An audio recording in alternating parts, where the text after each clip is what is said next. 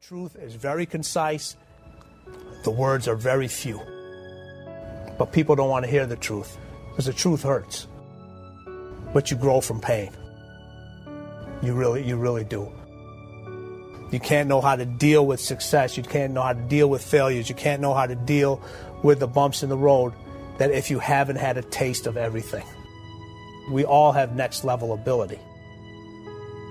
There's not other people that aren't holding you back. Your boss isn't holding you back. Your parents aren't holding you back. Those are excuses. To me, there's no such thing as luck, okay? All luck is preparation meeting opportunity, plain and simple. You have to be ready, prepared for that situation. If you're an employee of this company and the boss puts you into a pressure situation, that's a privilege. He believes in you. You better deliver. Because if you don't, that situation goes to somebody else. And you may never get that opportunity again. Everything matters. If you take any situation and just take the word only and take the word just out of it, it changes the whole phrase. It's just a game. It's a game. It's only a job.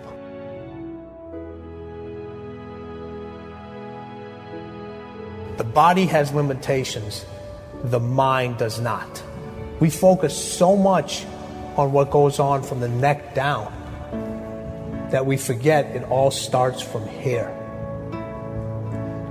Everything starts from here. If you're not mentally ready, you're never really physically prepared. And that's where the preparation starts. I firmly believe that everybody in this room, everybody on this planet has a gift. It's your job to figure out what that gift is. Then it becomes your job to decide whether you're going to act on that or not. Everyone sees the work that you put in, but it's what you don't see is going to determine how far you're going to get. I hear stuff all the time. People say, oh, look in the mirror and you'll see why you're not succeeding. I don't believe that. Okay? It's what you don't see in the mirror. That's what's holding you back. It's what you're not willing to see is why talent is not enough. And when you finally see it and accept it and decide to work on it, then you can take that next level. I came from a horrible background. I got called nigger every day of my life growing up, lived in a small town. One of the high-ups in the KKK, son, sat behind me in 2 classes, so he called me nigger all the time. Got my first car, they spray painted nigger, we're gonna kill you on it. So I was just an insecure, scared kid. But the best thing that happened to me, no one helped me. So the things that we run from the truth. We're running from the truth, man. As painful and as brutal as it is, we have the ability to go in such a space if you're willing to suffer, and I mean suffer. Your brain and your body, once connected together, can do anything. The only way you're ever going to get to the other side of this journey is you have got to suffer to grow. To grow, you must suffer. So I wanted to change to be the hardest man ever created.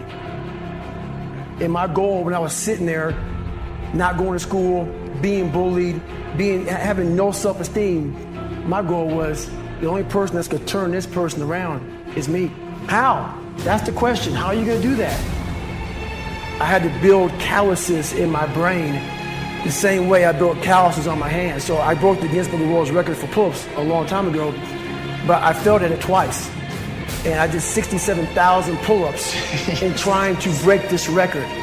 So to do 4,030 pull-ups, I had to do 67,000 for training for that. But if you can get through to doing things that you hate to do, on the other side is greatness. That's what people don't understand. By me running, I am callous in my mind. I'm not training for a race. I'm training for life. I'm training for the time when I get that 2 o'clock in the morning call that my mom is dead or something happens tragic in life. I don't fall apart.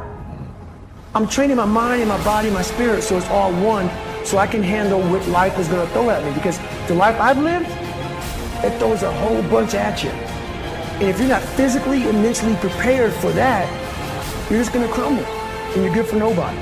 So even the hardest men, in times of suffering, what we do is we forget how hard we really are. Suffering is the true test of life.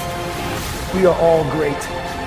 No matter if you think you're dumb, no matter if you think you're fat, no matter if you are fat, no matter if you've been bullied, or no matter if you just got back from Iraq or Afghanistan and you have no legs or your arms or whatever, man, we all have greatness.